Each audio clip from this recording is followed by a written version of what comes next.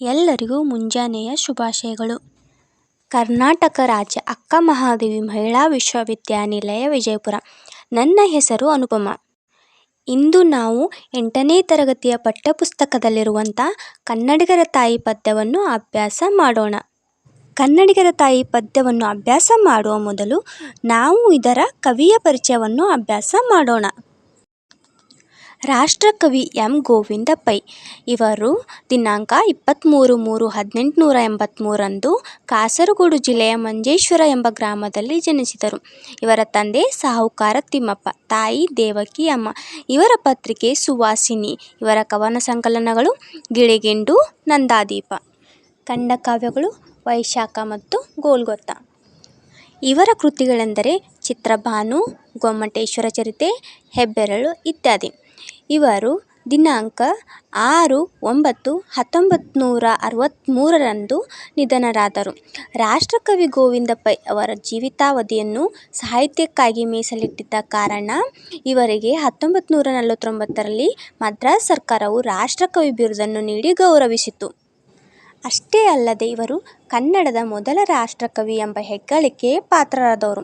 1950ರಲ್ಲಿ ಮುಂಬಯಿಯಲ್ಲಿ ನಡೆದಂಥ ಕನ್ನಡ ಸಾಹಿತ್ಯ ಸಮ್ಮೇಳನದ ಅಧ್ಯಕ್ಷತೆಯನ್ನು ವಹಿಸಿದರು. ಪ್ರಸ್ತುತ ಈ ಪದ್ಯವನ್ನು ಎನ್.ಎಸ್. ರಘುನಾಥ್ ಅವರು ಸಂಪಾದಿಸಿರುವ ಶತಮಾನದ ಮಕ್ಕಳ ಸಾಹಿತ್ಯ ಸಂಕಲನದಿಂದ ಆರಿಸಲಾಗಿದೆ. ಈ ಒಂದು ಪದ್ಯದ ಆಶಯ ಭಾವವೇನೆಂದರೆ, ಇದು ಕರ್ನಾಟಕ ಏಕೀಕರಣ ಪೂರ್ವದಲ್ಲಿ ಕನ್ನಡ ತಾಯಿಯನ್ನು ಸೂಚಿಸಿದಂಥ ಒಂದು ಪದ್ಯವಾಗಿದೆ.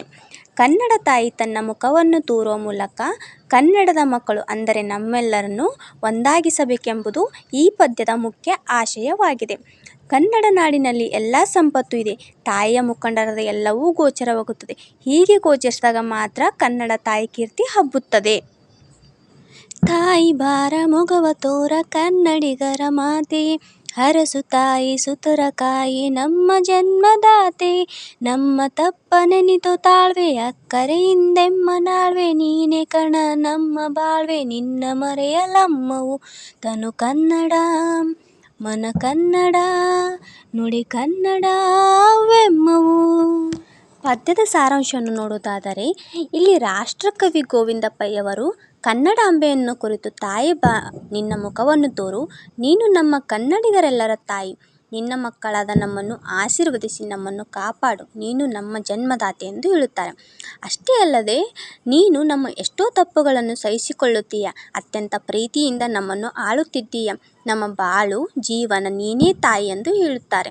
ನಾವು ನಿನ್ನನ್ನು ಮರೆಯಲು ಸಾಧ್ಯವಿಲ್ಲ, ನಮ್ಮ ದೇಹ ಮನಸ್ಸು ಮಾತು ಎಲ್ಲವೂ ಕನ್ನಡ ಎಂದು ಹೇಳುತ್ತೇವೆ ತಾಯಿ ಎಂದು ಕನ್ನಡಾಂಬೆಯನ್ನು ಕುರಿತು ಇಲ್ಲಿ ರಾಷ್ಟ್ರಕವಿ ಎಂ. ಗೋವಿಂದ ಪೈ ಅವರು ಕನ್ನಡ ತಾಯಿಯನ್ನು ಕುರಿತು ಹಾಡಿ ಹೊಗಳಿದ್ದಾರೆ.